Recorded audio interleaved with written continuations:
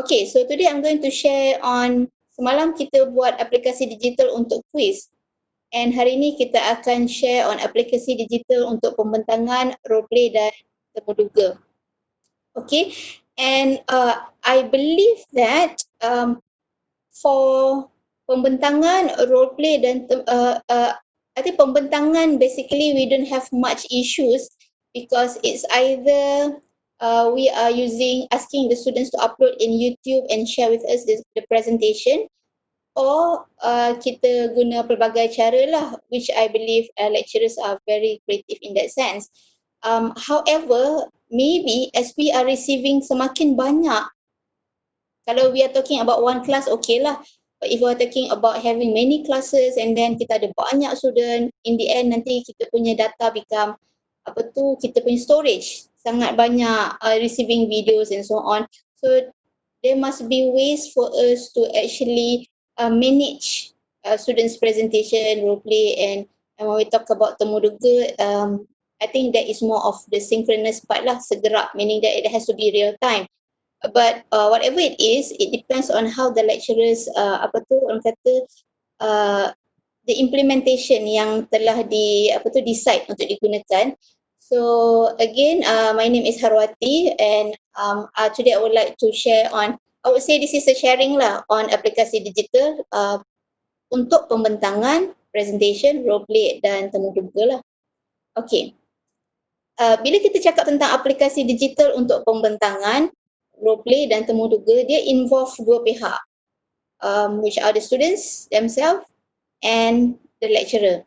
So students pun kita kena fikirkan apa tools yang mereka kena guna, and lecturers of course you need tools either to manage the presentation or the content, and also tools perhaps to evaluate or assess the students. So dia ada dua pihak. However, I think I'm going to focus on lecturers untuk sesi 2 jam ni, because if we were to focus on 2 aspect, memang 2 hari baru boleh cover. But as for now, I'm going to focus on lecturers, apa tools yang lecturer boleh pakai untuk menjalankan this type of assessment lah. Okay. And bear in mind, kena juga decide either we want to have it, because when we talk about pembentangan kan, presentation, is it okay to have the students to submit using YouTube, ataupun that is what we call asynchronous, tidak segerak, maksudnya dia bukan real time. Anytime siap, share with us their Google Drive ke, Yahoo, YouTube link ke, and then we will look at it and assess. However, in the end, disadvantage is that we are not able to ask questions when it comes to asynchronous presentation. So it's a bit difficult sebab kalau kita nak tolong student, kalau kita tak clear, because there is no constructive feedback when it comes to asynchronous, unless we have ways of students sending their videos, and then kita ada sedikit ways to give feedback to the students after looking or watching their video. On the other hand, kita boleh juga menggunakan synchronous which is real time lah, whereby students are ready, kita ada satu platform yang kita tengok sama-sama, and students present, and at the same time we can give feedback. Students can defend themselves for having such presentation, and then if we are not clear, the students are able to justify. So those are the things that is good about synchronous. But bear in mind, when it comes to synchronous assessment, kita memerlukan from medium bandwidth sampai high bandwidth. So kalau kita buat survey at the beginning of the semester, banyak students kita berada di lokasi yang low bandwidth, ataupun even if they come back to the institution with Wi-Fi ke wireless yang prepared by the institution, adakah they are ready for synchronous learning? Because even with wireless kadang-kadang tak kuat kan, more people are using it, so kita tahu ada hiccups when it comes to synchronous assessment ataupun learning lah. So kita kena decide lah, as a lecturer we have to analyse first, students kita adakah tergolong di dalam those with low bandwidth infrastructure, medium bandwidth infrastructure ataupun high bandwidth infrastructure. Meaning that kalau synchronous, it is better to have medium and above. Itu pun kalau synchronous up to uploading YouTube tu pun orang kata masih lambat lagi. So these are the technical things that we have to understand. Kadang-kadang kita just giving the task to the students tapi kita sendiri tidak faham aspek technical. So that is where ada miscommunication, ada gap lah dekat situ. Apatah lagi tambah isu kalau kita ada isu trustworthiness, tak percaya students kita, keep thinking students kelentong kita dan sebagainya. So that is where lecturers will have to equip yourself with the technical knowledge as well. Okay, so ada dua. Tadi antara students and lecturers, and now we're talking about two approaches which are synchronous or asynchronous. Segera ataupun tidak segera. Okay. Right. Tadi saya ada mention juga tools for students, tapi selalunya saya tak risau tools for students because students ni dia sangat kreatif. Kita cakap je kita nak apa, they will do it. They will find the tools, they know how to survive. However, I would also like to share when it comes to instruction has to be clear lah. Kita nak student guna apa. Maybe not up to the extent yang kita bagi tahu dia application apa. But we have to tell them, I need you to use a screencast tool, for example. So, bila guna screencast tool, dia tahu dia kena screencast something. So, the instruction has to be clear when it comes to online assessment. Or, you want the students to use, I need you to use a content development tool. So, nanti dia kena cari. Biasanya kalau saya dealing with year 1 student, I will have to list down some examples of apps yang ada online for them to look through and try out. Kalau biasanya year 1 lah, year 2, year 3 kita just cakap je they know what to do. But dealing with first semester student, first semester, first year, you have to list down some tools for the students to actually look through and see which one is their preferred tools lah or application. Okay, but the most headache here comes from the lecturers. Students dia buat dan dia hantar. Kan? Tapi lecturer receiving all, assessing all, evaluating all tu yang headache. So now we are talking about tools for lecturers. So since we have like 2 hours today, semalam kita dah cover quizzes and all, and today we have now is 10:45 and I'm going to cover I'm going to focus on 2 tools, tapi saya ada jugalah contoh yang lain untuk saya just to let you know so that you have more choices lah. Kadang-kadang application ni bila there are too many users using the same application, dia akan ada hiccups jugalah. So if you have like variety, then it will be better for you to choose different tools for different purposes. Okay, is everything okay? Sebab tak nampak orang lain kan? Alright, so as a start, I need all participants. I think we have about, let me check. I think we have about 100 plus participants here today. Attendee ada 103. Can everyone try to scan this QR code or go to this Flipgrid link and do the task given dekat dalam tu. Ada sikit je, very simple task just for you to introduce yourself, but I need you to feel how is it using Flipgrid. Boleh tak? Puan Farah, can I give about 5 minutes for them to try out? Yeah, sure, no problem. Alright. So maybe you can try to using another device, yeah? Yep, I'm trying using my phone. Yes, great.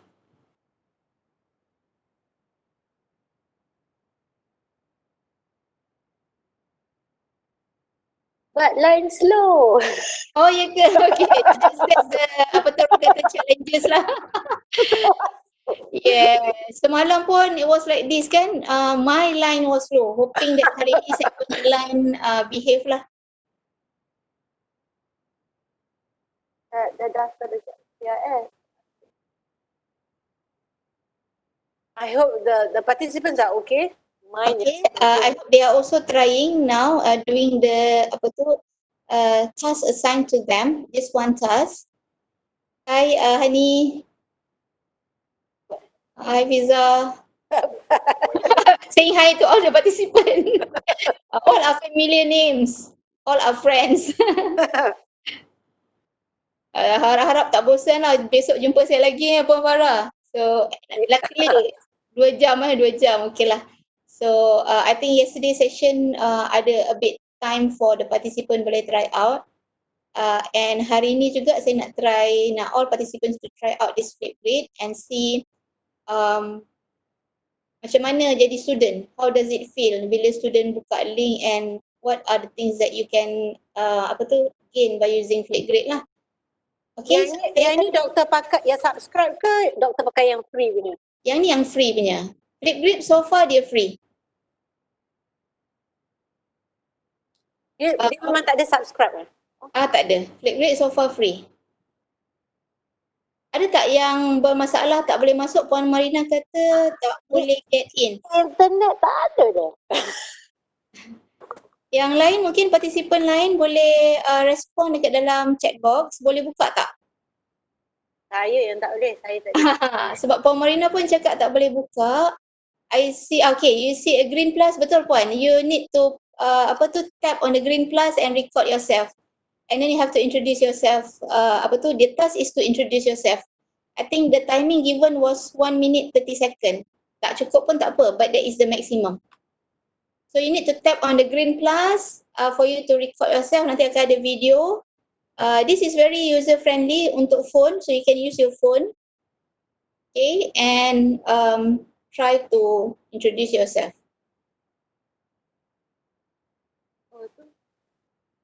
Okay, I dah dapat masuk. Can you see the green plus? Ya. Okay, you tap on the green plus and then record yourself. You have to record your video. Record a selfie of you introducing yourself. Flipgrid. Yes, it's a Flipgrid. Okay, let me check other participant. Done. Okay. Alright. Zwin kata okay boleh. Puan Sri can't get in. Can you try one more time? I think it was the same. Amal over this side. We're using a different device to actually get into your Flipgrid, and I'm having fun with Amal recording ourselves in the Flipgrid. Yes. I thought but a message pop up. I need to download Flip. Yes, because if you are using phone, you need to download. Sorry, you need to download first. If you are using your mobile, you need to download first to install from your Google Play or Apple Store, App Store. Okay, I tap the green and then download. Yes, you just continue with the whatever being prompted up until you have the video coming out from your device. Lepas tu boleh terus record. Oh yeah, you cannot use one device, Puan Ida. So you have to use 2 devices for you to try out because one is the for your information, we cannot use 2 device yang synchronous at the same time. Sorry, 1 device for synchronous activities. Contohnya macam hari ni, seperti yang saya inform Dr. P, kita akan, because there is one apps yang menggunakan synchronous. Sebab sekarang kita guna Webex. Webex is a synchronous application. So saya tak boleh buka 2 video real time pada satu masa menggunakan satu device. So as for now, when you are doing this Flipgrid, you need to use a different device for you to try out. I would suggest you use your laptop for Webex and then use your mobile lah. Kalau tak, if you are using your mobile for Webex, then you have to try out on your laptop, tapi use the link, not the QR code. QR code is for the phone lah, mobile version. Okay, yeah, so when it comes to Flipgrid, you need a medium bandwidth and above. Internet down, yes. So, alright. Meanwhile, I can check how many responses received. So, can I stop sharing first?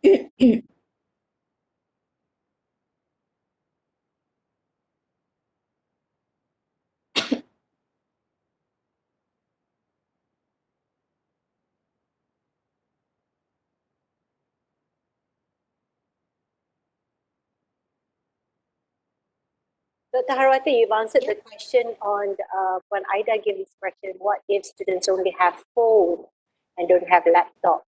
Yeah, they can just use Flipgrid on their phone. What I mentioned just now is for the participant now for this session. But in other situations, student boleh guna phone saja. So they don't have to use a laptop. They can just use phone for them to upload a video. Let me just open first. So as for now, I have received 14 videos.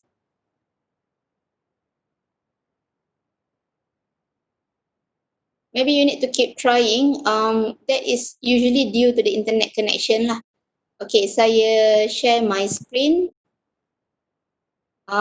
Handsome dan cantik-cantik semuanya hari ni. Okay, are you seeing my screen, Puan Farah? Yes. Okay, so we have few responses here. Ada 16 yang dah submit, 17. So we can see it's moving. Kita ada respon daripada, kita tengok Dr. Alias. Senyum lebar Dr. Alias ni. Tak cakap apa? Tak cakap apa-apa, try je. Dr. Alias pemalu. Okay, let's see Azri. Dr. Alias pemalu Azri pun try. Underwater Azri. Underwater, yes. Okay, maybe she love diving. Kita tengok Hidayah Sat. Nora lah Nora. Okay, kita tengok Hidayah dulu. Okay, Hidayah say hi. Let's see Nora's. Hello, okay, morning. So we can see the responses here dekat dalam Flipgrid ni, and semua akan compile secara cloud storage. It will not affect our storage lah. Even if we open it using our phone, we can install phone dalam phone kita as a teacher, and we can set the notification every time student hantar, kita akan receive notification. But usually I turn off notification because I will only check bila orang kata deadline tiba, waktu untuk submission, I will check lah. Okay, so this is what will come out dekat kita punya grid. And the best part is, contohnya lah, kita tengok Dr. P. Okay. Dr. P tak cakap apa-apa. Kita boleh, all students can view nampak and Carol, okay, you can actually buka lah and check everyone's punya answer. Alright. So ni Hafiz. So kita boleh tengok either we want it autoplay ke, speed normal and everything. So kita boleh adjust. So every video submitted goes into this Flipgrid lah. Okay. Let me show you. Dr. Harwati, there is a question. This particular app, do we need to download it? If you are using your desktop ataupun laptop, you don't have to download. Just open it in your browser. Kalau guna apps phone, kena download lah. Even tab pun kena download. Okay.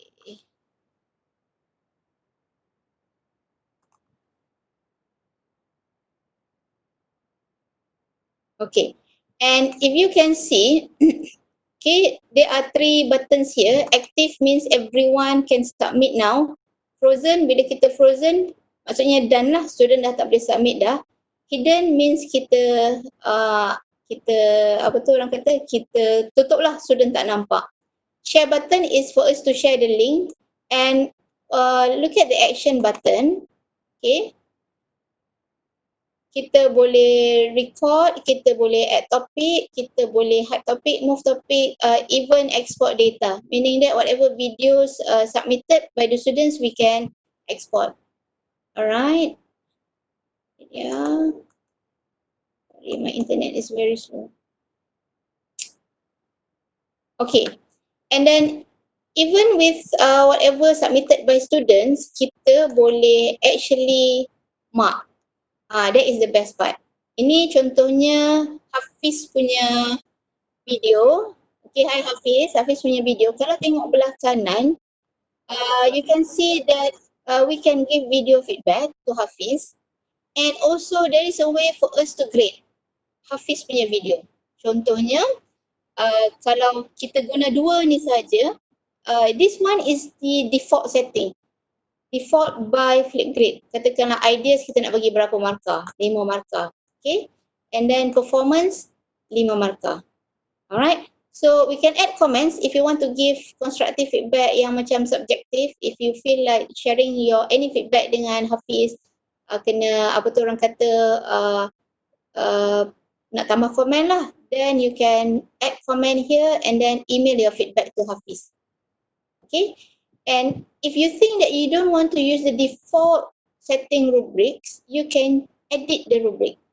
So if we have our own rubric, macam untuk presentation kan, so you can use customize lah. So you have to add the criteria here and you can add, create. Okay, don't worry, we will go through, right? So how do you feel? This Flipgrid, anyone have tried before? Anyone has tried Flipgrid before? Maybe you can share with me in the chat box. Okay, so what we are going to do now, I tutup dulu. Okay, I'm going to log out so that you can see from the beginning. Okay, so what you need to do now, while giving your feedback in the chat box, I need you to go to your search engine and type out Flipgrid. So you will have this interface, Flipgrid. Let me check.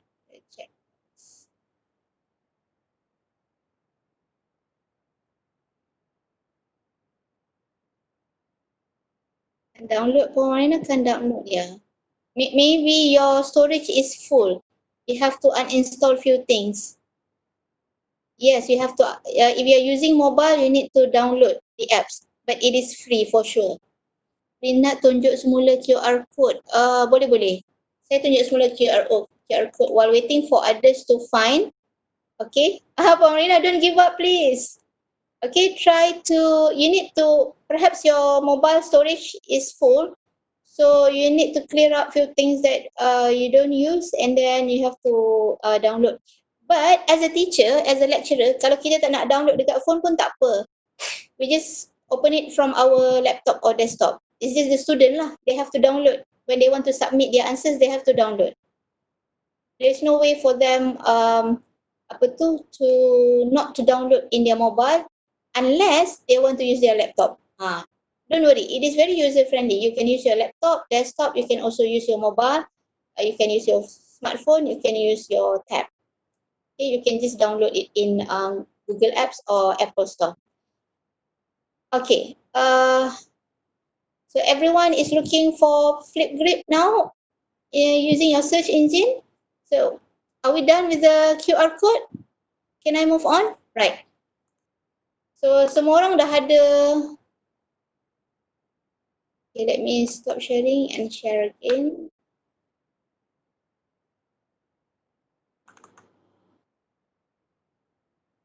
Sorry. This one. Okay. So once you found your Flipgrid, dia akan keluar interface yang internet ni dah start dah slow. Okay. Alright, so let me just go from the beginning. Sorry.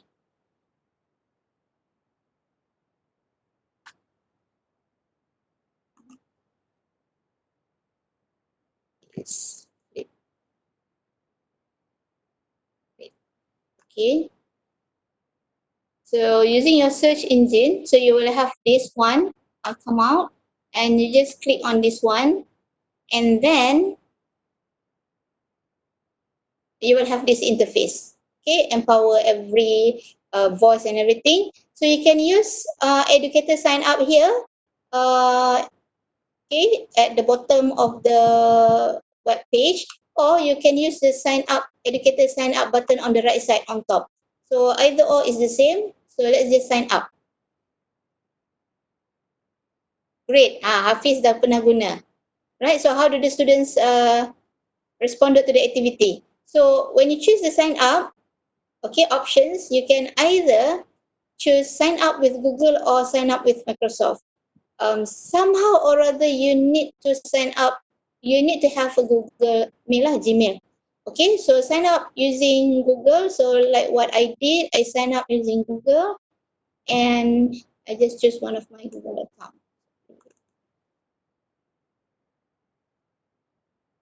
Because I have already signed up. So I think it's quite simple. When you need to sign up, this is very simple information needed, and you can always edit your information. All right. So you will have this interface once you have successfully signed up. Okay.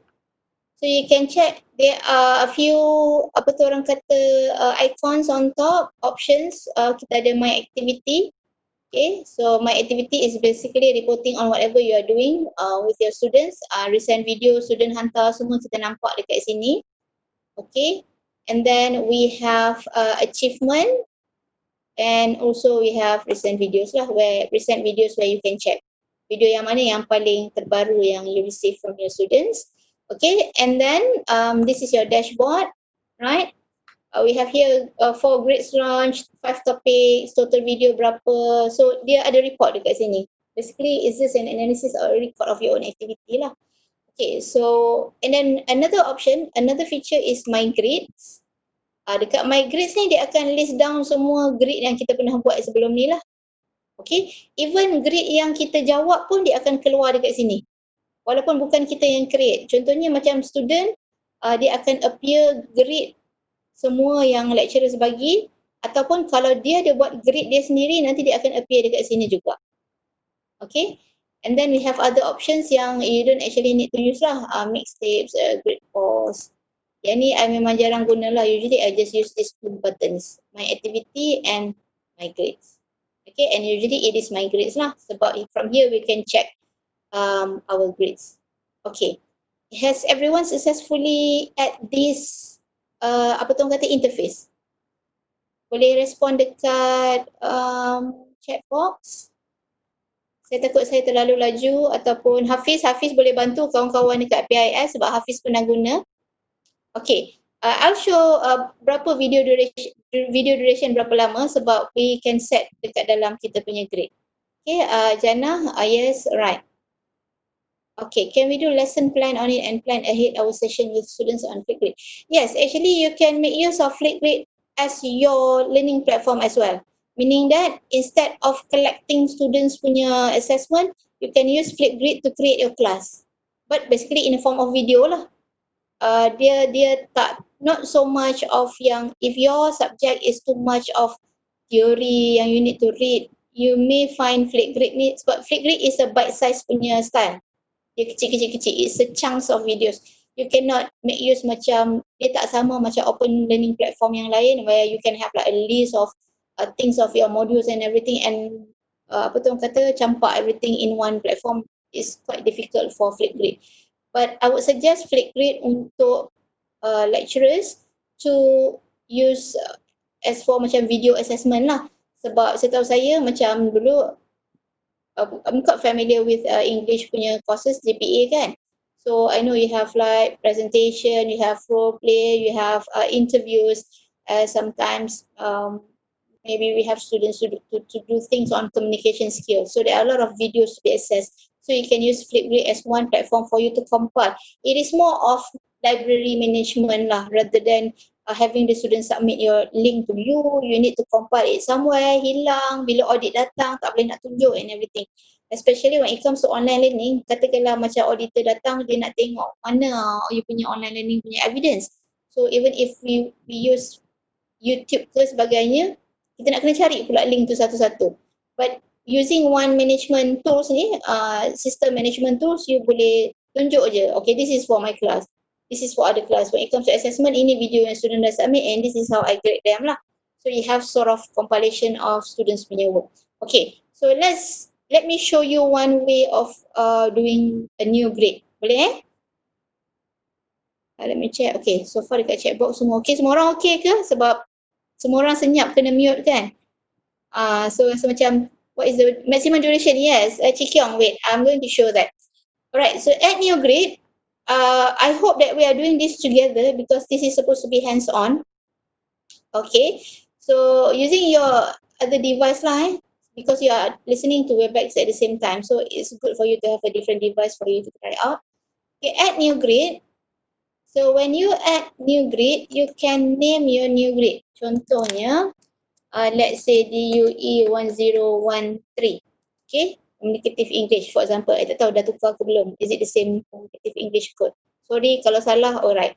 So you can put dia punya apa tu kata letters like alphabet up to 45. Okay, and then I need to brief you on these three options. These options is kalau I'm not sure kalau Politeknik ada pakai students punya domain. Lecturers ada kan, macam email staff semua ada domain kan, okay. Tapi students ada tak domain dia orang? Kalau macam kita, UKM, kita ada students punya email yang formal, dia ada domain @siswa.ukm.edu.my. Okay, kalau students, yes Aziz, thank you. Kalau students ada domain Microsoft, you can use this function. Okay, when you use this button, if you were to click on this button, you have to, okay, kenapa dia tak jalan? Alright, klik dulu, use this button, let me show, and then this is our flip code, and then click next. Right, so when you use school punya domain tadi, you have to add in semua domain yang related to the college lah, the institution. Contohnya kalau kami, domain kami @siswa.ukm.edu.my. So you need to, okay, press enter. Ya, enter bila dia keluar button biru tu maksudnya dia aktif. Okay, don't use spacebar ke apa. Kalau spacebar tadi, dia akan jadi macam ni. Kalau spacebar dia macam ni, MU pula Manchester United, okay. Dia tak aktif tau, sebab dia tak biru. Kena dia sampai bubble biru, macam nak bubble tekan enter. Okay, then you can insert the next one. Alright, so masuklah berapa banyak yang ada. Biasanya domain ada satu je. Kecuali kalau kita nak ada kita punya kawan. Contohnya kita co-teach satu kelas dengan kawan kita guna domain lecturers. So mungkin domain lecturers @ukm.edu.my. Okay, different domain. So kita letak as many domains yang kita rasa related to domain yang mungkin diguna pakai lah when answering the question. So you click next. So I'm not going to press this button yet sebab that is one. Okay, or saya nak tunjuk contoh dulu. You can use school ID. School ID ni but what is apa tu orang kata, di school ID you have to upload student punya data semua dengan dia punya nama. Yelah, it's either you upload a CSV file ataupun kita masuk satu-satu. Kalau ada 50 paling sign lah. Apa tu, nama, first name, last name. Kalau nama Ali bin Abu tak apa. Kalau nama sampai 5-6 perkataan tu paling sign lah. So I'm not going to recommend you to use this one, but unless if you have a CSV file, you can upload and it will come automatically in Flipgrid. And even if you think that your students ada masalah domain ke apa, kadang-kadang student baru dia macam, saya tak pernah create domain ke, saya tak sedar pun domain saya apa, saya tak sedar pun email saya lupa password dan sebagainya. You know, students, a lot of issues lah arising. Dia akan cakap macam-macam, lupa password, tak ingat ada daftar ke belum, tak activate dan sebagainya. You can use this one as a public domain lah. But when it comes to public domain, in terms of apa tu orang kata confidentiality tu dia tak sangat lah, because everybody boleh tengok. Okay, it's not that public sebenarnya, tapi dia open lah, siapa-siapa saja guna Gmail, guna Yahoo boleh, as long as they have the link. Dia klik link tu dah masuk. Kalau yang school email dengan school ID, they will need, sebelum dia masuk dia kena enter dulu the ID ke, ataupun kalau dia tak ada Gmail school domain, dia tak boleh masuk. So that is the security part lah. Kalau yang educator learning community ni, kalau as long as dia ada link, katakanlah link tu tersedia mana-mana, anyone can just click the link and masuk without any security punya apa tu orang kata gate lah. Okay, since tadi Aziz kata ada domain, kita try this one So kita dah masukkan and we click next. Right, so now your grade is ready. Okay, I think lecturers in Polytechnic also can use Google Classroom kan? Ada Google Classroom account as well. You are subscribed to Google Classroom because I think I have asked Dr. Prasanna if you have a Microsoft G Suite. That means you have this one Google Classroom as well. So you can embed. You can also copy this link and share in the WhatsApp or Telegram with your students. So now the grade is ready. So go to your grade and you can edit your grade. So if you want to change this to your own thumbnail ke apa ke banner, you can edit this one. Use this pencil punya icon and then you can edit lah. Nak tajuk ke tukar balik apa-apalah kalau nak tukar balik, and then if you want to change this, you're not happy with this one, you can change to buku-buku nampak skema-skema kan. So you can always update the grid. Alright. Now, in one grid we can have many topics. Okay, contohnya kita ada role play 1. Lepas tu kita ada presentation 1, presentation 2. Let's say lah ada banyak presentation, so you can always add dekat sini, add topic. This topic is a default setting topic. Katakanlah mula-mula nak guna untuk kelas kan, tak sempat nak prepare, nak kenal dengan student lagi, you can just use this default setting punya topic because this is usually of self-introduction, what you were doing just now kan, masa you try out tadi. And this is the default setting, semua orang boleh terus guna and share lah. And let's say if you want to add new topic, kita just add new topic. Okay, let's say this is untuk role play 1. Okay, put your stimulus or text here, your question here, and back to the question just now, how long? Student boleh, there is a drop down menu here. The video is as long as up to 10 minutes lah. So I think this is reasonable. Kita takkan minta student buat video sampai 30 minit. So I'm not sure what is the nature of the assessment yang needed by one particular course. Tapi I would say as technology people, the most is 10 minutes, because if you were to have more than 10 minutes, you're going to have a lot of problem, a lot of issues, not just uploading the video, because we are also dealing with one is capacity of internet connection.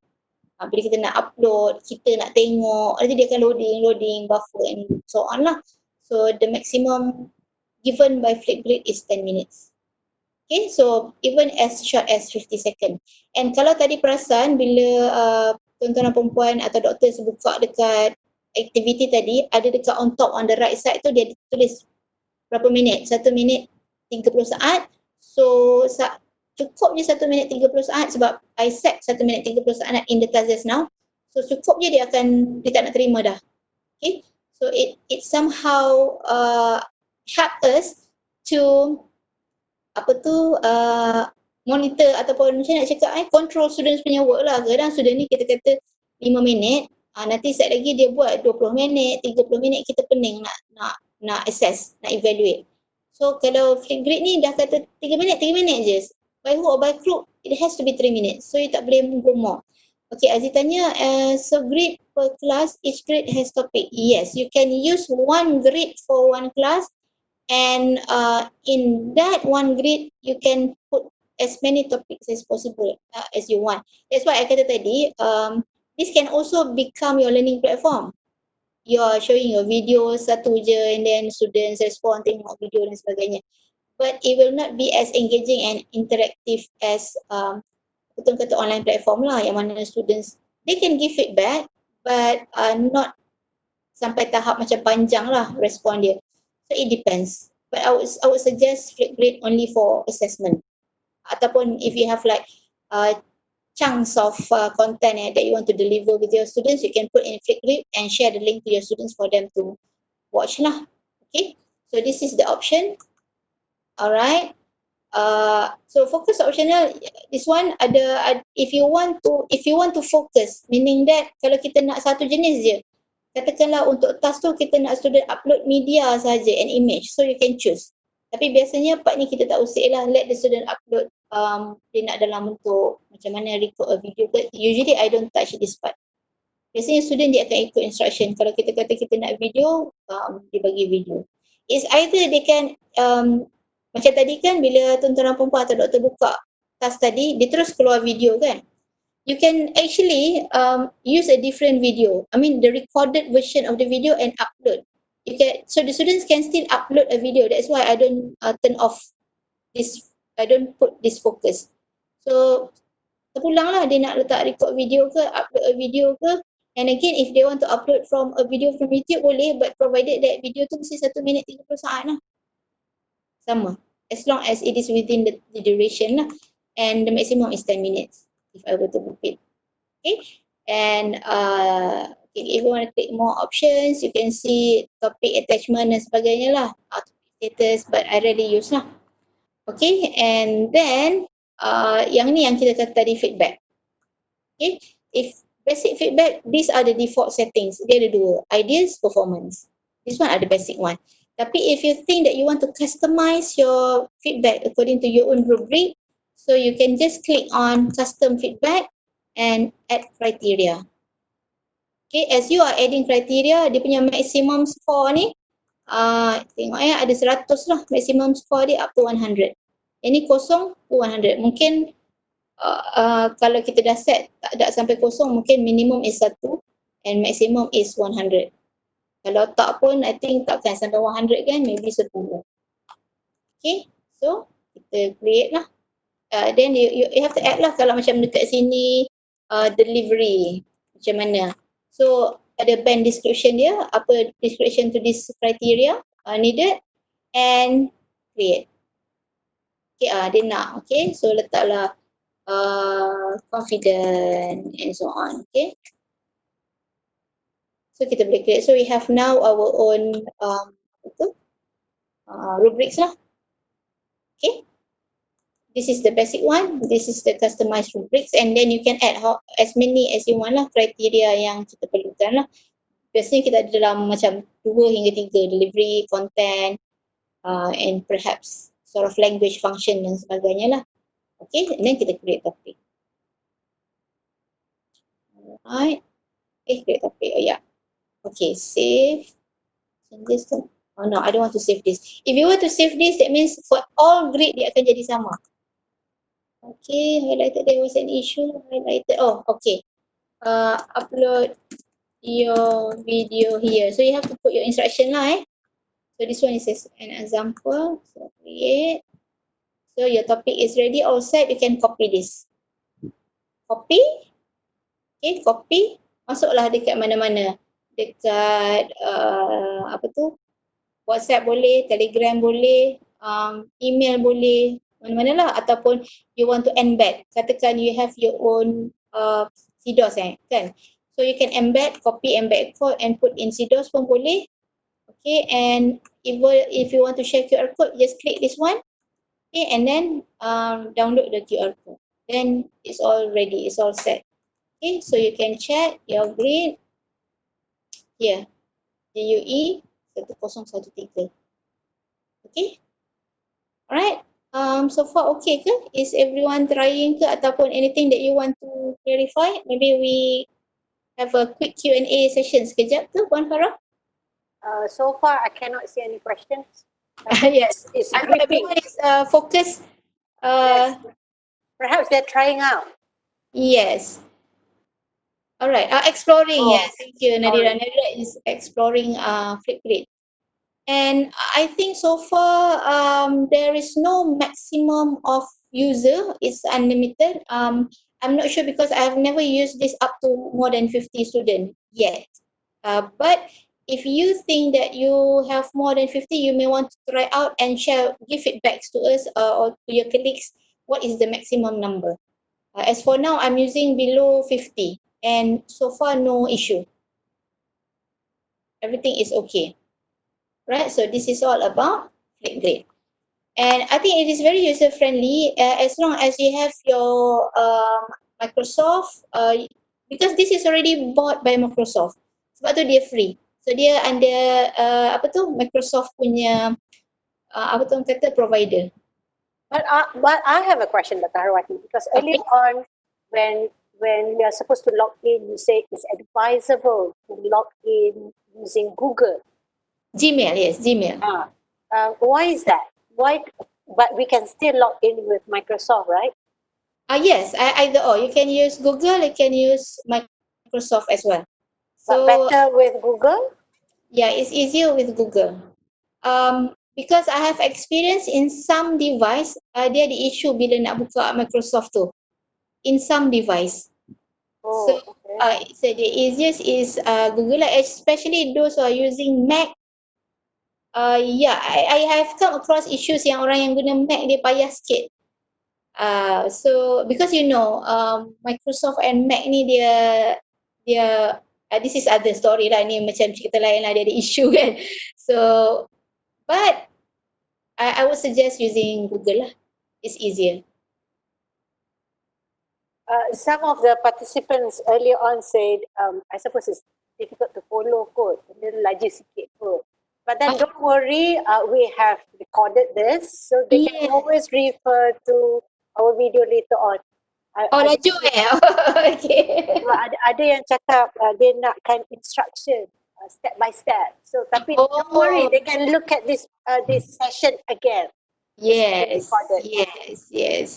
Because it will be meaningful bila they try out when they have the content.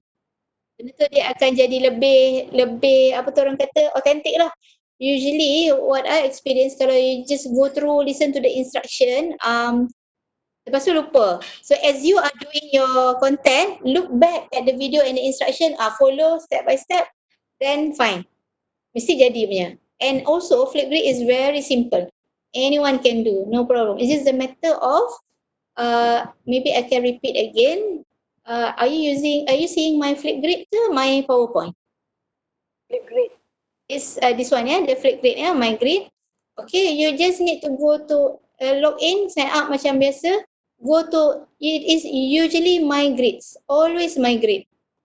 You don't have to go to the rest of the feature, like my activity ke, disco, library. You don't have to go to that other features. Always refer to my grids, and then all grids are listed here, all of your grids. Okay, so every time you want to add new grid, this grid is like either you are referring to one course or you are referring to one class. Up to you on how you want to manage it. Okay, if you were to have like one course, maksudnya katakanlah DOE 1013 ada 3A, ada 3B kan. And then you will have the students submitting in the same grade.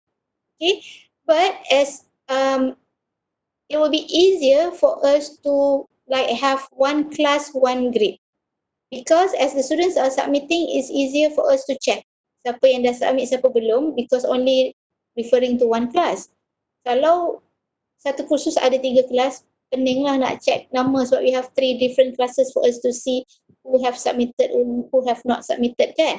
So I would suggest using one class for one grade. So you have compilation of the students assessment, contohnya DOE 1013, DUP 1A contohnya. So dekat dalam tu ada students punya ada topics, ada satu role play, and if you want to add topic, ada satu presentation, maybe role play 2 and so on lah. So you can have as many topics as you want under this one grade. Okay? So there are 2 questions here. One from Mr. Sanjay Charles saying that can they use their Gmail account? You mean the students? Mr. Sanjay, do you mean the students? Okay. If you want the students to use their Gmail account other than the school domain, then you have to choose the one, the last one. The one that I mentioned on, show you again. Okay. This one, this feature. You have to be careful of this feature. If you were to let the students use their other, this one is Google School email. Like myself, Harwati at ukm.edu.my, that UKM email is associated to Google. So that's okay. So if let's say they are using their own personal Gmail, which is not associated to the institution, so either you use student ID or you use learning community. So it's easier for them to answer using whatever email lah. That's why I said just now, kalau guna school domain ni kadang-kadang isunya bila student nak masuk dia kata dia tak boleh masuk sebab dia tak ingat dia punya email formal institusi tu password apa. Kadang-kadang ada yang tak masuk sebab tak activate lagi dan tak register dekat pusat teknologi dan sebagainya. We have, because based on my experience, we have those issues. Ada student yang tak activate lagi dia punya domain dekat pusat teknologi maklumat. Ada student yang in fact dah lupa dia punya password, dia dah tukar lepas tu dia lupa. Ada student yang dah hilangkan password dan sebagainya. So I would not be saying the best is to use educator learning community, but this is the last resort lah. Kalau rasa macam payah sangat, use this one. Tapi security purposes, use school email or student ID. Just in case kalau ada link tu terdedah kepada public, maybe you put it in your Facebook. Dekat Facebook tu ramai kawan-kawan lain selain pada student kan. So orang lain tak boleh buka lah kalau dia tak ada school domain ataupun dia tidak listed in the school ID. So those are for security purposes. Okay, I think another question, boleh share pengalaman menggunakan shorts as instructional videos. What do you mean, Aziz? I can't understand your question. Short ni apa, Aziz? Short slow pendek ke? What do you mean? Shorts instructional videos, adakah video tu pendek-pendek ke macam mana? Ada special short ke? Oh, I meant in the tab. Okay, in the tab, meaning that using Flipgrid in tab ke as a teacher or as a student? Next to Disco Library. Disco Library, okay, this one. To be honest, I have never explored this one, okay? I have never tried this, but by all means, please try out because as for now, I only ask students to submit the videos using Flipgrid. Okay, this one is for the instructor or the teacher to record a video for you to share perhaps with your students ke macam mana ke, but you can try out lah. But I've never, to be honest, I've never tried out shorts. Tak sempat lagi nak guna short ni. Selalu macam yang saya kata tadi, I always use this one, my grades. This one. Yeah, because there are many things to explore lah because Flipgrid ni free, I would say. Sebab kalau yang lain tu banyak yang berbayar. In fact, kalau yang lain tu saya rasa kita tak boleh, the best part, maybe I have forgotten to highlight, the best part is you can grade the students using Flipgrid. And they can also be informed of their, markah lah. If you think that giving the students the feedback. Kalau tak, you can rate the students dekat dalam ni, simpan. Kalau kita, that's why again, kalau audit, memang kita tulis markah kita dekat kertas. Kalau hilang, hilang terus lah. Tapi kalau dalam Flipgrid, dia adalah record tu dekat dalam tu. And we can actually export. Doctor, question. Once we have grade students' video, kan? Kat mana students nampak? How do students look at the grade? Oh, kita kena email dia. Sekejap contohnya, katakan tadi, right. Okay, kita pick satu. Okay, katakan this one video. Kita pick one video, okay. Kan ni aktif kan? Nampak tangan ni aktif. So just tap on that and then okay. So kita nampak video dekat sini and we have to email. We give the feedback. Okay, contohnya. And then okay. Kenapa tak boleh email the feedback? Okay, right. So it's either we want to give them through the link ataupun kenapa dia tak keluar? It's my internet. Alright. Okay. Okay, copy feedback link. Alright, copy and we can share with the students lah. Puan Farah, are you there? Yes, I am here. Okay. I akan freeze tadi. Takut internet problem. So just copy lah and share the feedback with the students. Copy, berarti copy ni you boleh letak dalam WhatsApp lah. Boleh. Ya. Tapi yang email tu, kita tampal dekat email. Okay. Yes. So the students can check lah. Yang feedback send tu apa? feedback send ni, sepatutnya dia ada satu email dekat sini. Okay, can Encik Muhammad Faiz check ada tak email feedback? Because I rasa ada tertekan something dekat sini. Terus dia send. Sebenarnya feedback send to email. Dia ada satu function dekat sini. Mungkin saya dah tertekan tadi. That feedback email. Yes. Dia ada satu function dekat sini tadi, feedback send to email. Mungkin saya dah tertekan, tak sempat nak tunjuk. Okay, choose one. So the link will be sent basically. Will be sent to email. Feedback ni. Saya tekan tadi. So once you have given the marks, okay, saya tekan ni, okay, right? And then either copy feedback link or email feedback. So what basically students need to go to the email and then click on the link. Yeah. Yes, I think they akan dapat notification. Yes, so they can see their marks and kita punya feedback lah. Apa tu, not mad at you, right? Okay, so that is from Duke. So we can give feedback to the students as well. Alright, is there any capacity limit of the video submitted by the students? Meaning that capacity limit as how many can submit. As I mentioned just now, I have never used this Flipgrid more than 50 students. But so far up to 50 tu belum ada masalah lah.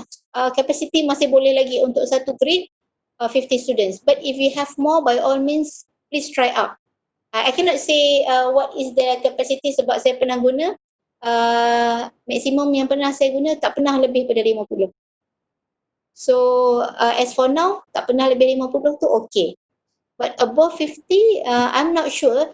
But I think because this is a free apps, so far tak ada limit lah because this is apa tu orang kata, subscribed by Microsoft. By right, dia tak ada masalah. But you can try out and share with us lah kalau you have that issue as to what capacity, how many students can upload the video. And if you think there are too many, more than, sebenarnya kelas selalu mungkin 53 ke kalau ramai sangat. But usually it is below 50 lah. But if you have too many, if you want to be safe, you can just divide them into two. So you have, usually dekat dalam satu Flipgrid, there is no limit. But in one grid, I have never tried more than 50. Okay, in terms of video size, there is no video size, but we can control the time, duration. So by right, as long as it falls within that duration yang kita set, they should be able to upload. So we don't set the video size. So far dia tak ada function untuk set video size except for how many minutes. Saya buka balik contoh.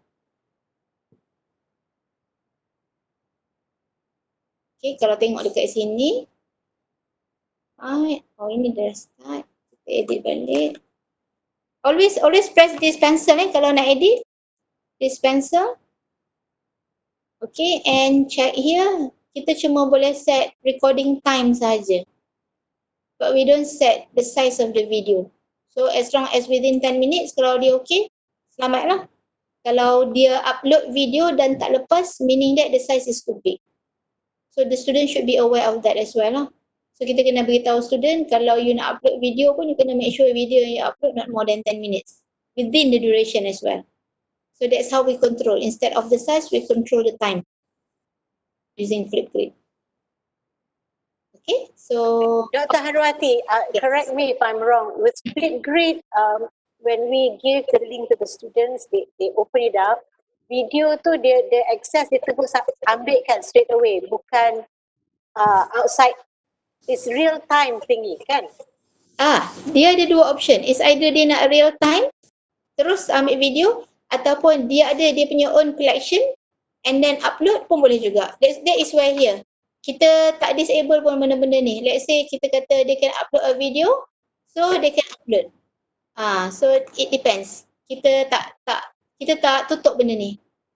Okay, so it depends and the students can actually upload a video. They can attach here. This one, attachment link. Sebabnya saya punya tertutup. Yes. So kita unless kalau kita disable yang ini, Tak boleh masukkan lah. Tapi this is the default setting. Default setting ni dia enable. So maksudnya the students can always upload. So tak ada masalah untuk dia upload video walaupun benda tu bukan real time lah. Katakan dia dah record awal, lepas tu dia buka Flipgrid, dia nak upload video yang tu. Pun boleh, tak ada masalah. And kalau kita nak, kalau sebab benda tu bukan, let's say it is not an assessment and we allow other students to watch kerja student lain, we can enable this function. So dia orang boleh tengok video orang lain and like. Doktor, kan video yang dia upload, kalau kita tengok dekat video features tu kan dia ada students can trim and rearrange video clips. Yes. Video yang dia upload tu pun dia boleh trim.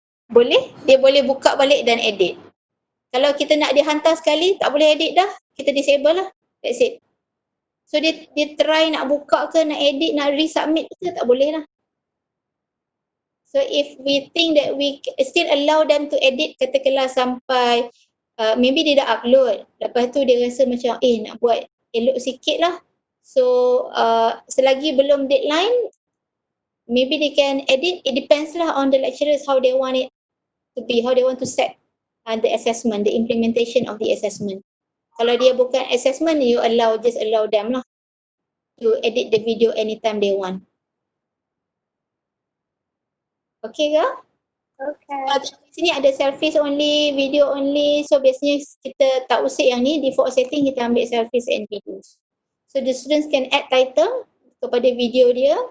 Okay, right, yang ni allow students to add sticky notes. Yang tadi yang ada Azi ada macam-macam feature macam diving semua tu bukan, under the water, under the sea tu. So this one kita allow lah. Kalau kita tak nak, then we have to disable lah. So that dia tak buat benda yang pelik-pelik kat dalam tu. Okay, especially when it comes to kalau macam benda yang serious lah. It depends. Kalau role play sebenarnya okay je. Sticky notes and everything. Just to spark the presentation kan.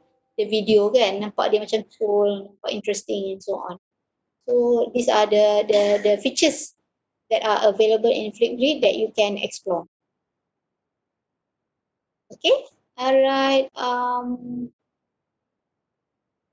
Okay, understood. Thank you, Mr. Sanjay. Alright, so are we okay with Flipgrid? Can I move on to this one? Can be synchronous, can be asynchronous. Meaning that kita assign student tu asynchronous. Anytime bila dia nak buat, dia buat. But bila student nak upload, is either dia nak bagi real time jawapan ataupun dia nak upload a video, a different video as in dia punya storage and upload. So it can be synchronous, it can be asynchronous. So both. Okay, so Farah, can I move to the next? Please do. Level 41 dah. Thinking of the time juga kan, tu yang macam laju sikit. But I hope you can explore using Flipgrid because it's a waste lah kalau kita tak try. Benda ni free kan. Okay. So let me proceed with the other tools ataupun not to say tools lah. Let me share with you this one first. Okay, so tadi kita cakap pasal mungkin student buat presentation using Flipgrid dan kita evaluate asynchronously. Kita evaluate kemudian. Okay, but now if we were to set our assessment to be synchronous, meaning that real time. You kena present dekat saya sekarang, saya bagi feedback sekarang dan mungkin saya bagi markah sekarang. Contohnya lah, contoh. And for your information, there are a lot of synchronous presentation tools lah. Ataupun sebenarnya, kalau synchronous presentation, I would say what are the apps ataupun tools yang involve adalah online meeting tools. Kita panggil online meeting tools lah. It is soul yang sama lah macam meeting kan. So when students do the presentation and all. Macam yang Flipgrid tadi is either dia orang present dan kita mark, evaluate kemudian. Ataupun student boleh upload role play dekat situ and kita mark kemudian whatever yang we think that there is no need for us to listen to the presentation using real time online meetings tools lah.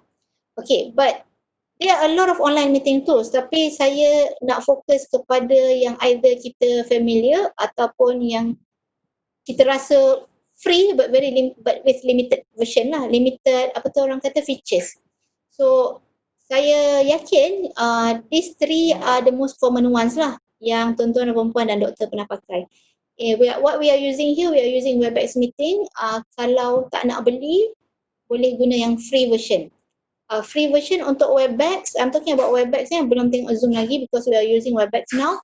Untuk free features, we can use up to 100 participant in each meeting. But remember, one meeting can last up to 50 minutes saja. Meaning that after 50 minutes, padam. Every 50 minutes, padam. What we can do with synchronous presentation is that we may need to have different slots for different group. Okay, group pertama pukul berapa sampai pukul berapa, group kedua pukul berapa sampai pukul berapa. So depending on berapa minit lah. Kalau 50 minit ni mungkin with the hiccups and everything, boleh buat 2 group. So within 50 minutes, we can have like real-time presentation with the students for 2 groups. Okay. And you can have like unlimited number of meetings. Maksudnya kalau satu meeting 50 minit tu, satu hari tu nak buat 20 meeting pun boleh. There is no limit to the number of meetings. Okay. And as compared to Zoom, tadi kenapa saya highlight Webex? Sebab Webex ni dia 50 minit, lebih 10 minit daripada Zoom. Okay, Zoom sama, can host up to 100 participants, unlimited meetings, 40 minutes however, which is 10 minutes less than Webex, and then also unlimited number of meetings lah, macam Webex tadi. And ramai yang guna Google Meet, assuming that Google Meet is free. Sebenarnya dia bukanlah free, cuma dia ada free version, which is orang kata tawaran dia lebih sikit daripada Webex and Zoom. Because meeting limit is 60 minutes for free users until September 30. 30 September ni tahun 2020 so after 30 September 2020, we are not sure apa yang dia boleh offer as for free users. And up to 100 participant, unless if you have your G Suite account, if you are a G Suite account users, you can orang kata conduct a meeting up to 250 participants. Tapi remember, because if your institution is subscribed to Microsoft Teams, meaning that you are a G Suite account user. Check balik. Ada tak you punya Microsoft account semua and everything. So kalau ada, it is supposed to be synced to an email. So check email yang mana you are using. Kadang-kadang kita tak perasan. If you have your Google Classroom subscribed by your school, that means that Gmail used for your Google Classroom can host a meeting up to 250 participants. Okay, so you check what is your domain for your live streaming and everything.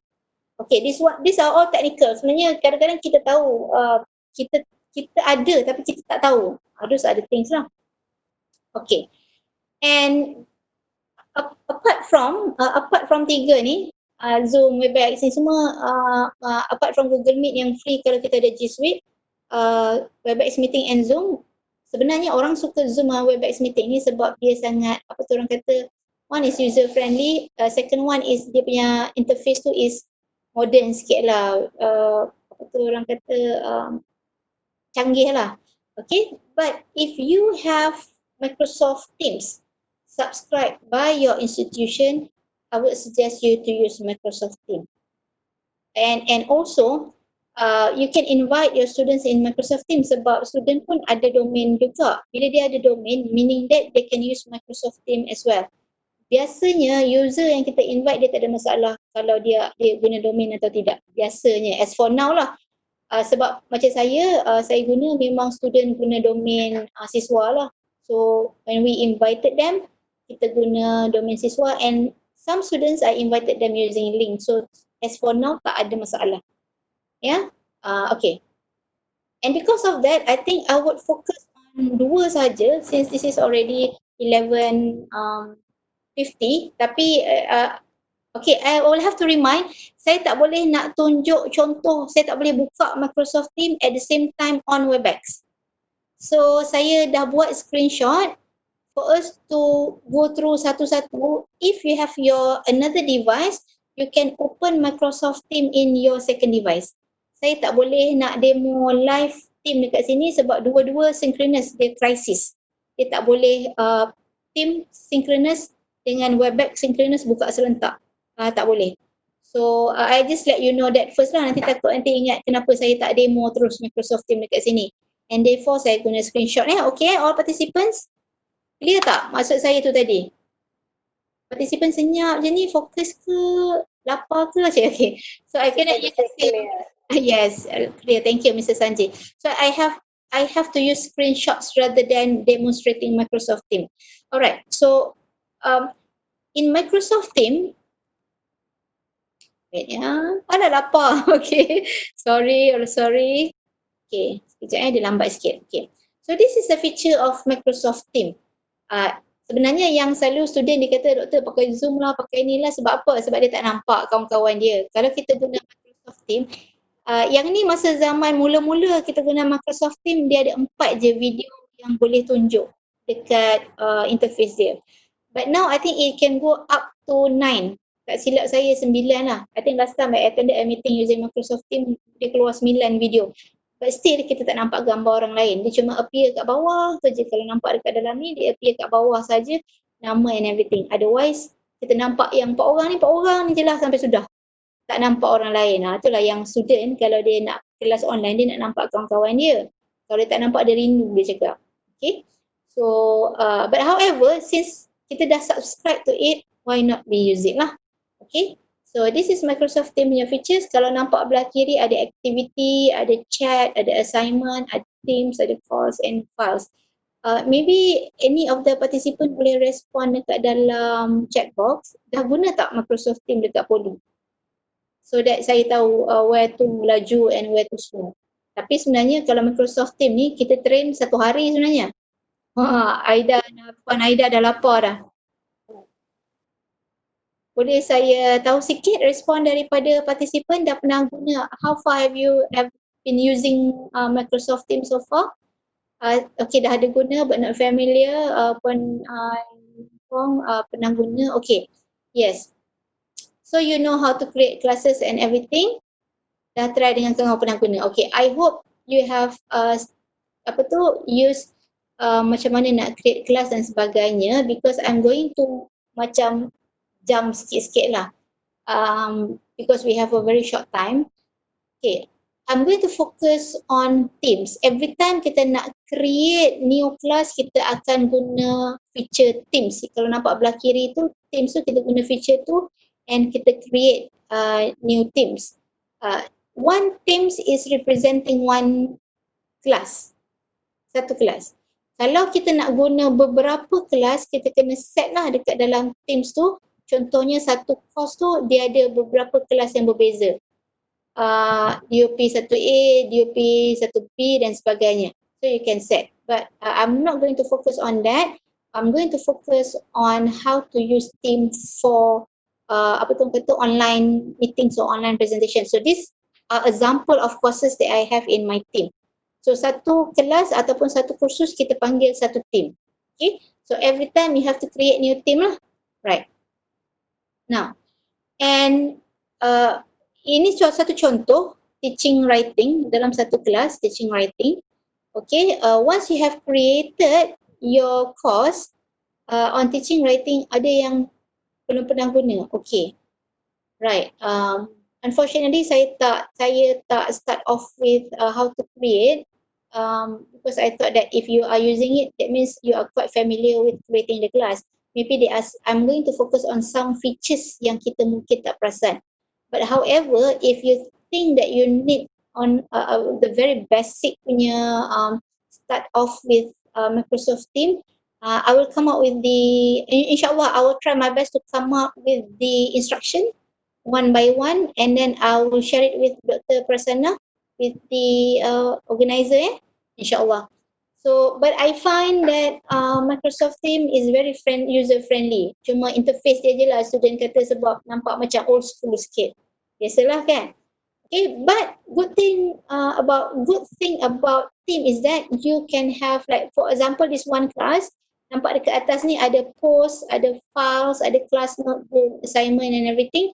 So you can actually upload all your content ataupun PowerPoint semua dekat dalam files. You can use this feature. Okay, and ada assignment pun boleh masuk kat sini. In fact, students boleh submit assignment using team. And sebenarnya team ni dia all in one. Semua dekat dalam ni. Satu. So, I would rather say it is very user friendly. Tapi biasalah kita kan nak try out benda ni dekat sini sikit, benda ni dekat sini sikit dan sebagainya. Okay. And dalam team juga, what is good about team is that we can insert in the calendar siap-siap. Contohnya, kalau macam kita ada kelas dengan student, kita set siap-siap dalam kalender schedule dia so that dia tahu. Bila dia nak kelas, dia check dekat kalender ada kelas apa. Yang ni yang the latest one lah. Sorry, this is the latest one yang saya, because we have done with our classes, dah habis kelas dah. Now is semester break. So the latest one yang we had was audit. So audit tu sebab we had using Microsoft Teams, so dia ada dekat dalam kalender saya. Okay, and you can also assign your student with assignment by using assignment punya feature kat belah kiri tu. Alright.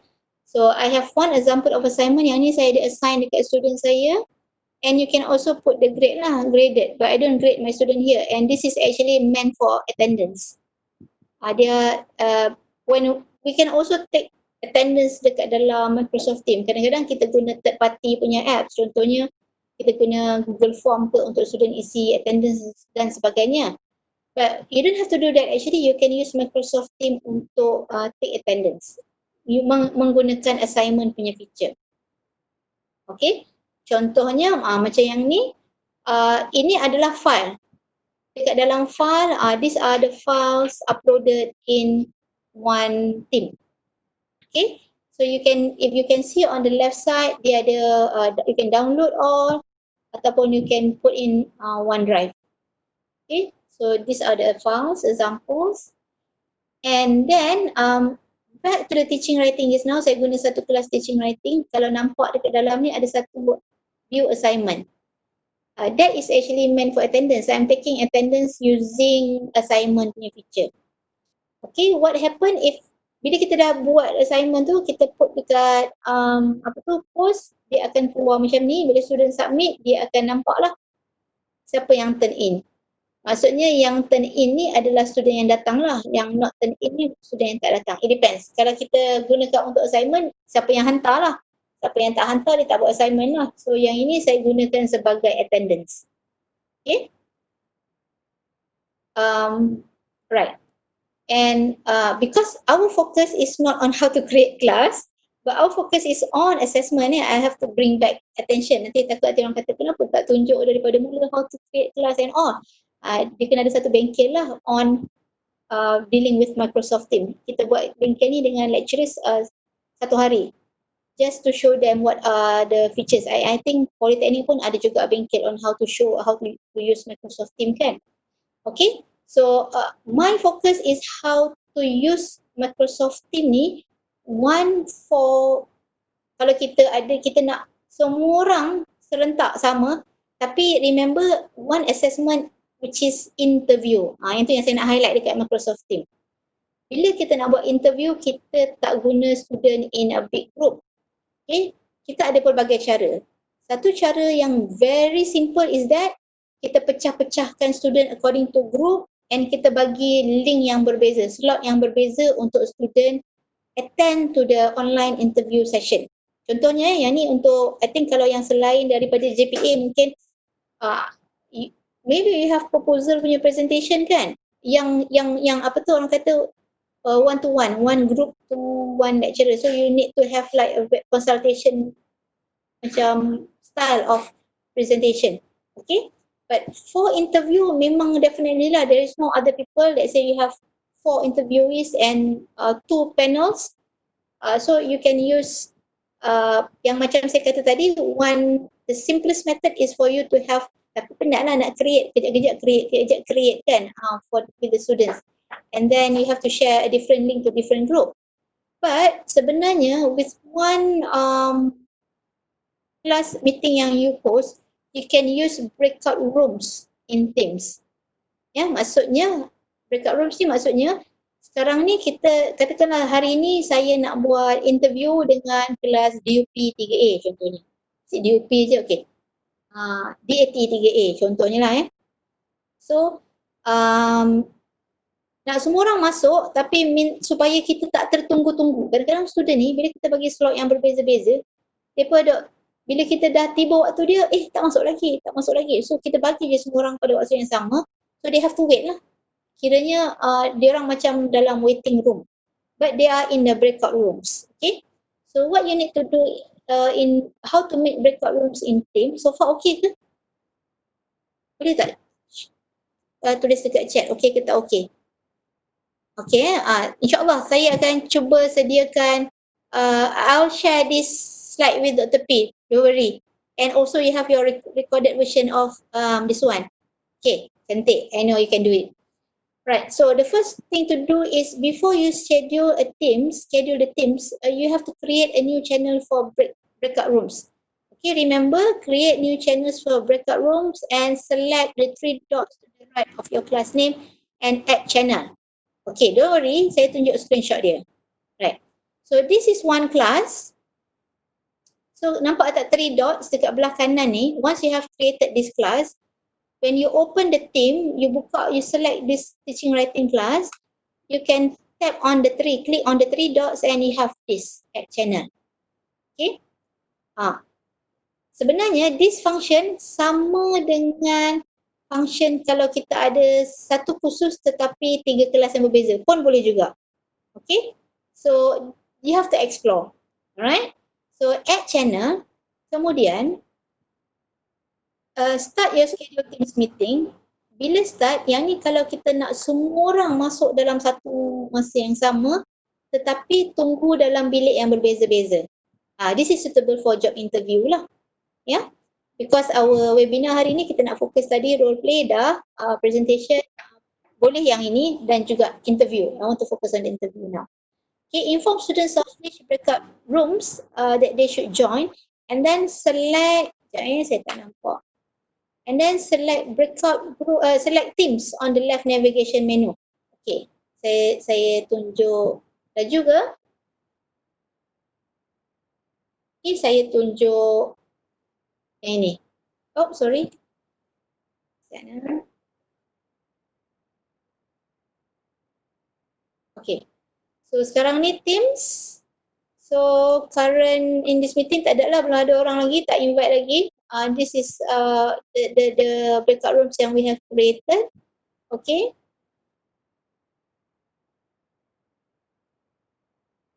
Internet is a bit slow.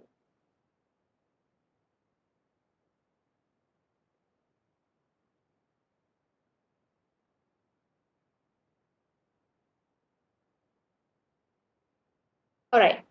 And then select your breakout rooms, channels, you will still be present in the main meeting. Maksudnya lecturers akan masih ada dekat dalam main meeting. Kita dalam meeting room main, kita still ada. And how do we check? Okay. So kita adalah dekat sini, belah kanan ni. Kita check ya, belah atas team tu. And this is the breakout rooms yang ada. Satu, kalau ada banyak lah. Right?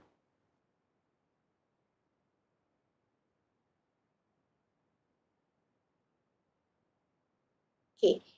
And then what you need to do is kalau dah ready, bila student kita dah assign student kan, dia dah tahu dekat dalam breakout rooms yang mana. Biasanya ini ada dekat dalam post. Nanti kita kena assign them to katakanlah macam 5 orang kat dalam satu group, kita bagi tahu dia, okay, these 5 people you need to go to this breakout room 1, breakout room 2, breakout room 3. So dia orang kena klik dekat breakout room tersebut and then kita nak start meeting, kita klik meet now lah yang kat bawah ni. Okay, meet now and then the meeting will start. Okay, meet now. Ni adalah dalam breakout room 1. Contoh ini dalam breakout room 1. So kita as lecturer, kita boleh pilih nak masuk dekat dalam breakout room yang mana-mana. So we just click je. And then kita akan berada dekat dalam breakout room tersebut. So untuk buat interview contohnya, kita lah yang kena bergerak. Student kena stay lah dekat situ. Kita tak boleh lah kata satu room. Kalau satu room, student in and out, kita tak perlu buat breakout rooms I repeat. Kalau kita guna satu saja room, kita stay.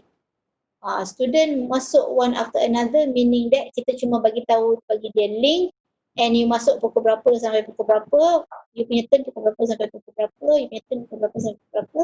That is the simplest way lah. Another way, kalau kita tak nak menunggu, kita suruh student masuk dalam group siap-siap, kita yang bergerak ke group yang berbeza. Then with one group, okay, katakanlah kita nak habis satu group, you jangan balik, you tunggu situ. So lagi satu group kita buat, third group kita buat, and mungkin lepas tu kita ada postmortem sikit to tell you my feedback contohnya.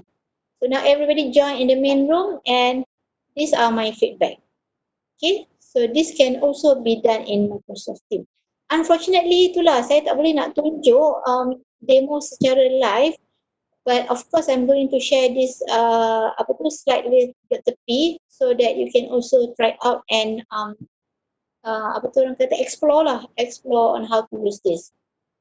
Okay, so that is Microsoft Teams. Tapi Microsoft Teams ni as compared to Zoom lagi senang nak buat breakout rooms.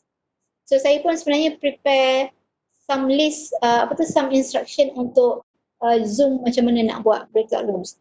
So as for now, ada soalan tu untuk Microsoft Teams before saya go to Zoom.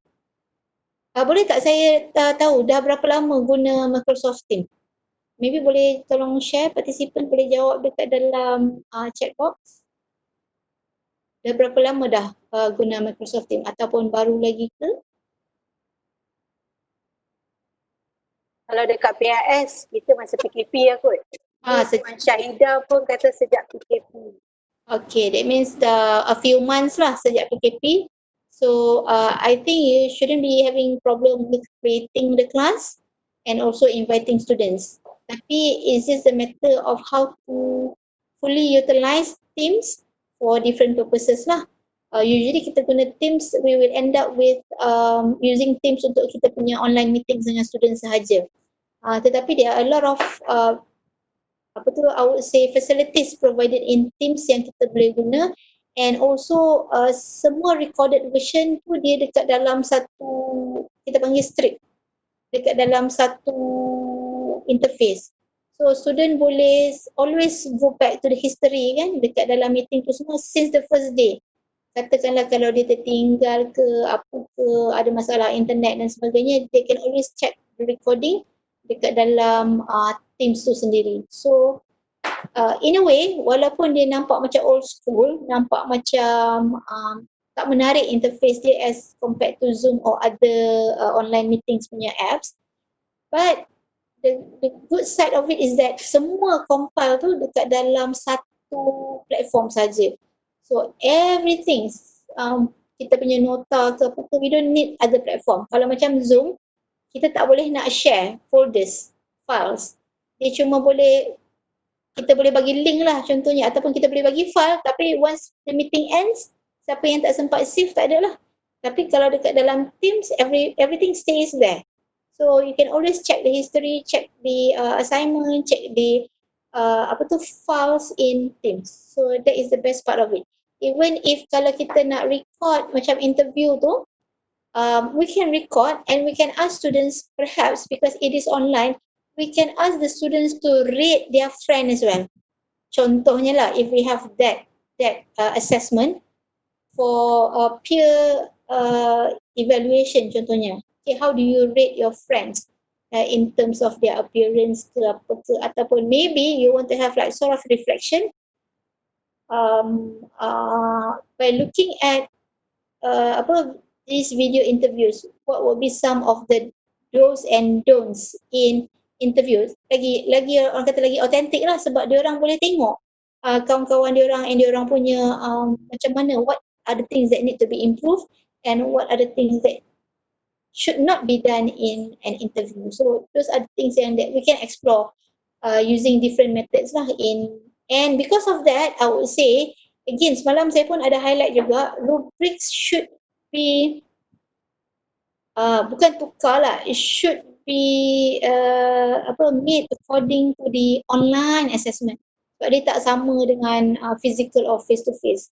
So macam kita buat face to face interview, kita nampak banyak benda. So in terms of online interview, maybe there are things in the rubrics that need to be revised and perhaps there are things that need to be added when it comes to the evaluation of job interview tu contohnya lah.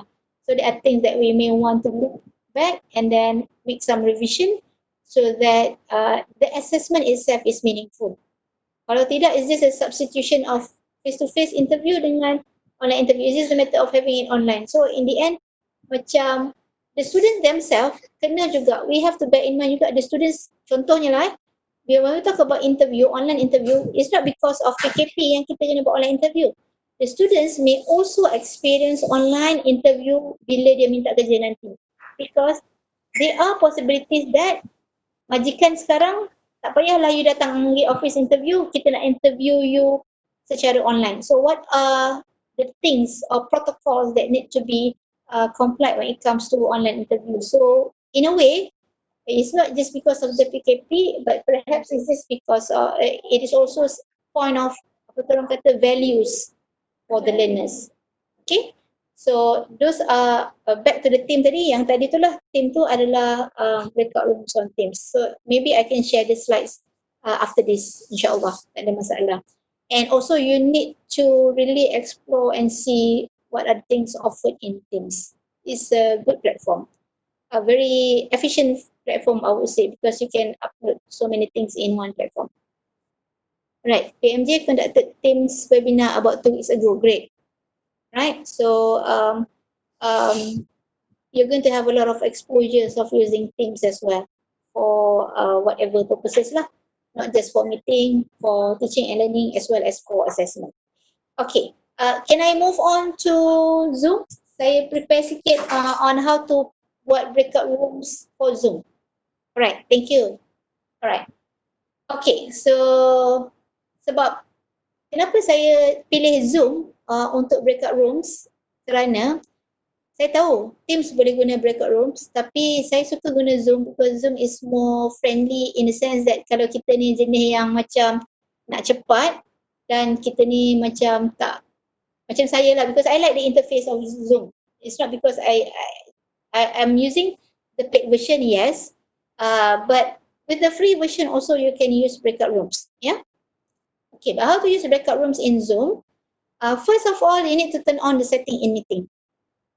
Semua orang ada tak account Zoom? Boleh tak share dekat dalam chat box? I think ini yang memang paling familiar lah, meletup-letup lah masa zaman PKP. Semua orang, everybody is Zooming. Memang orang Google Meet ada, Nora mesti hari-hari Zoom, tak tahu Zoom dengan siapa. Nora? Okay, so it is quite a famous lah apps. Sampai satu masa pernah mengalami isu security, but by now it has been improvised, security semua dah enhanced and everything, so you should not be worried lah. So what you need to do first, kalau you dah ada account Zoom, I'm not going to show you, tapi I'm going to skip sikit-sikit lah. You need to turn on the setting in meeting. So biasalah bila dah sign, login dan sebagainya, you will have this interface. Okay, so where do you need to change or enable the breakout rooms is by in the meeting, and dekat in meeting ni, nampak yang biru tu, you need to enable breakout rooms. Nampak tak? Okay, dekat dalam breakout rooms ni enable, make it blue. Kalau dia kelabu tu maksudnya dia tak boleh. Tu yang kadang-kadang bila orang kata, Harwati, kenapa I tak ada breakout rooms Sebab bila buka meeting tu, you have to allow this first. Kalau tak, sebab tu bila buka Zoom, dia tak ada button breakout rooms tu. So you need to enable it first, baru dia keluar function tu atau feature tu dekat kita punya breakout rooms punya window. Okay? Zoom punya window. Alright. And ini yang saya kata tadi, nampak at the bottom belah kanan ada breakout rooms. Ada 4 bilik tu. after you have enable, baru dia keluar yang function tu. If you disable, dia tak keluar. Dia sampai record saja. So you have to enable that first, then only you have this breakout rooms facility function.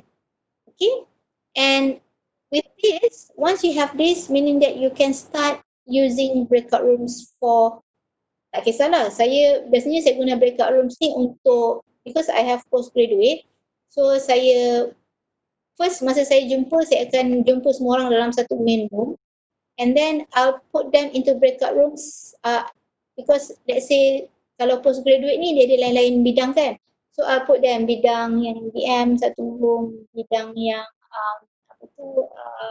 polisi pendidikan satu room, so they are in with their colleagues lah, peers yang with the same background. So later I'll go into different groups to see what are the things that need to be touched, and then bila dah habis, masuk semua semula. I think it's the same approach using for interview lah, meaning that you can have one room for you to brief your student. Okay, these are the rubrics that we are going to use. Remember, during the interview, I need you to do this, to do that. You have to inform the student. Sebab this is online. Kadang-kadang student ni dia lupa, awareness dia kurang sikit, jadi dia pun duduk sambil baring. Kadang-kadang, even if dia dah duduk cantik dah, pakai tie semua, tapi mungkin dia duduk di kawasan yang sangat bising, yang sampai kita tak boleh nak evaluate dia. So you have to you meet the students in one main room, brief them, give a little bit of housekeeping, what are the rubrics, what are the things to be evaluated, to be assessed in the job interview contohnya, and then you ask them to go into breakout rooms. Pecahkan. Okay. So now with this enable, so you can have these breakout rooms at the bottom on your right side tu, dekat bottom tu.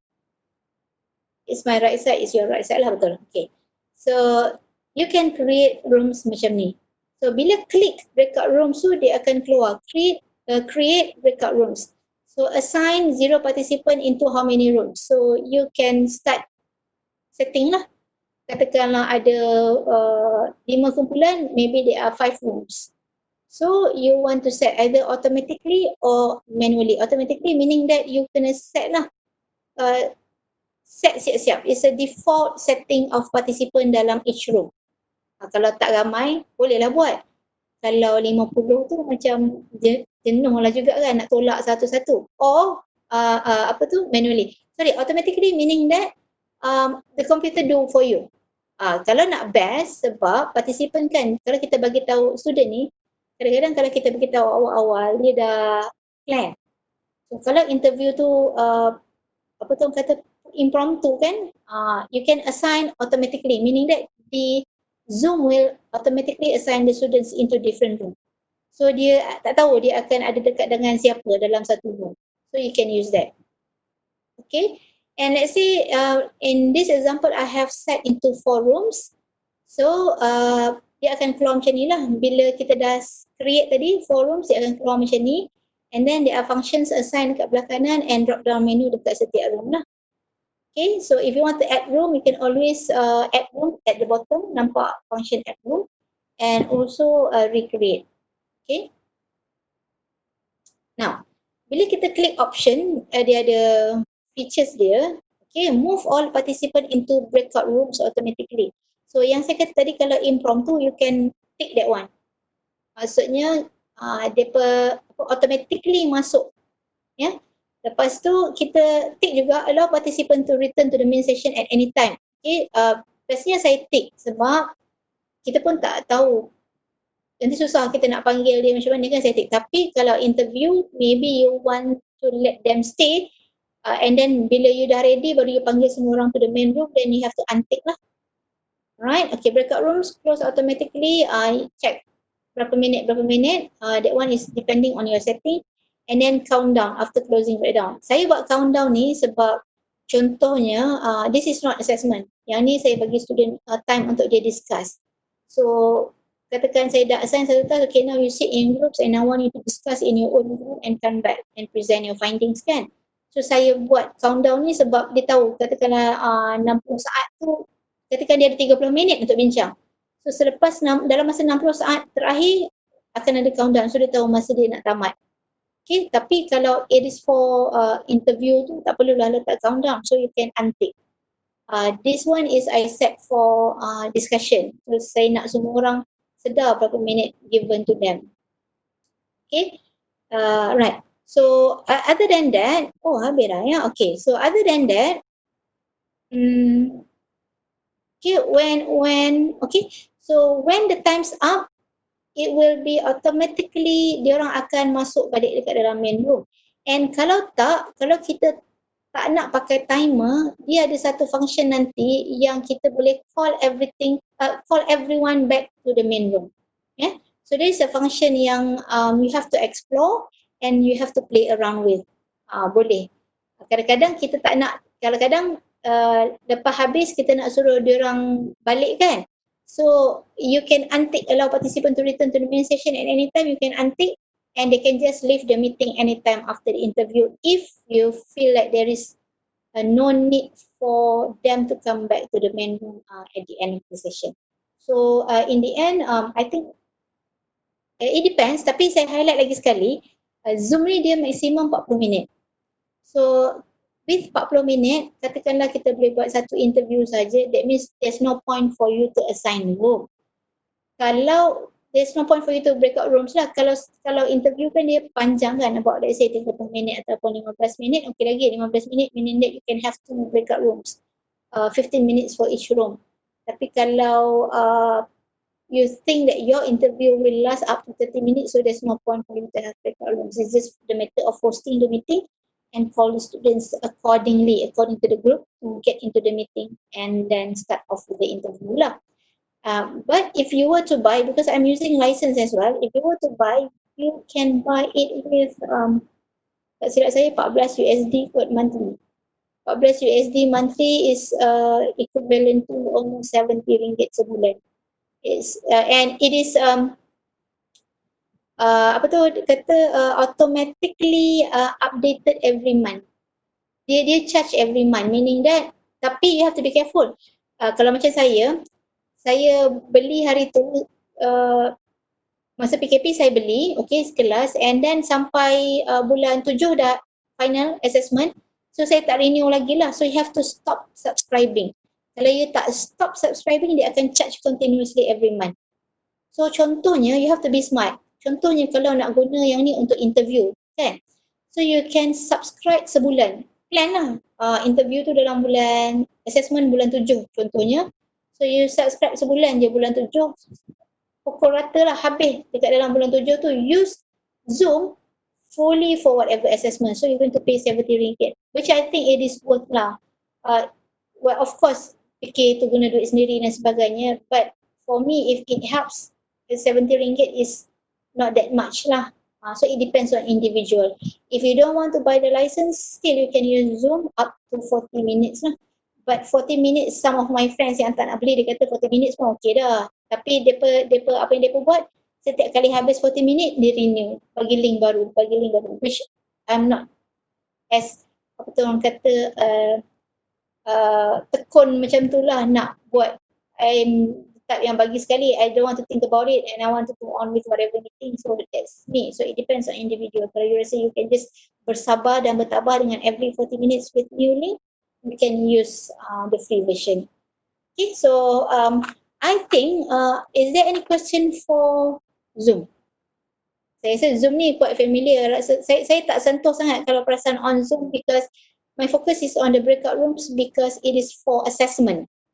Kalau it is for other purpose, maybe I will have to touch in detail. But because this is for assessments, I'm going to focus on how to use certain features for assessment. And for Zoom and Team, I would suggest for presentation, if you want to have synchronous presentation, and also for job interview. For Flipgrid, if I were to highlight again, since we have touched Flipgrid in the beginning, untuk Flipgrid, you can use Flipgrid for whatever purposes as long as you for you. Contohnya, if you think that you want to use Flipgrid for role play, so you can evaluate the students in role play. If you think that presentation asynchronously, maksudnya dia pun boleh present, but of course lah, bila Flipgrid dia individual dia tak boleh dia tak sesuai kalau berkumpulan. Contohnya kalau macam, okay, unless kalau dia upload video dia lah, dia dah record video dulu and then dia upload dekat dalam Flipgrid, okay. Tapi kalau dia nak pegang device dia and record dia and then betul-betul agak kacau bilau lah dekat situ. Unless if they have different methods for them to take turns to record their presentation and upload in Flipgrid, that's okay. So it depends. Either again, you want to do it asynchronously, tidak segera, not real time, or synchronously, which is segera in real time. Perhaps for some purposes you want it to be real time. Contohnya interview of course real time lah. So the best apps to use is of course online meeting apps like for example Microsoft Teams and Zoom. Other than that, of course you can try Webex as well. Webex with free version and Webex boleh juga buat breakout room, so you can explore. I'm so sorry I don't touch Webex here sebab with that 2 hours saya rasa berasap juga partisipan ni Puan Farah. Kan, so you need to explore. Okay, so I think that's all from me. Perhaps we can open for Q&A ke ataupun yes, Dr. P kata you can watch the recorded video with the password. So you can watch the recorded video and insyaAllah I will share this slide with Dr. P as well. If you need, perhaps I'm not sure how you want to contact Dr. P so that she can distribute. It's not to everyone lah for you to use. But definitely it is not from scratch lah. It's not the same as starting off with Microsoft Teams. Ada satu-satu from creating class dan sebagainya, because I am again highlighting all these apps for back to the purpose kita hari ni lah, for presentation, role play and also job interview. I hope it helps. Kalau ada kekurangan daripada saya minta maaf. Kalau terlaju pun saya minta maaf. I hope it is applicable and beneficial to all participants, and you can try to explore whatever it is, regardless of how many apps you learn, you need to explore. Kalau dengar dan tak cuba, memang dia tak akan jadi. You have to try out. And then you get to know which apps is suitable to you, because if I were to stick to one app, I would say setiap orang ada dia punya own preference. Mungkin ada orang tak suka Teams, ada orang suka Zoom. Mungkin ada orang suka tak suka Zoom. Baik kita pakai Teams sebab kita free. So you have to explore. Yang mana satu is your preference for you to use. At the end of the day, do something regardless of whatever apps yang dia nak guna lah. So I think Puan Farah, that's all from me. I hope everyone tu rasa inilah bring back something lah today from our second webinar, which is aplikasi digital untuk pembentangan, role play dan temu. InsyaAllah.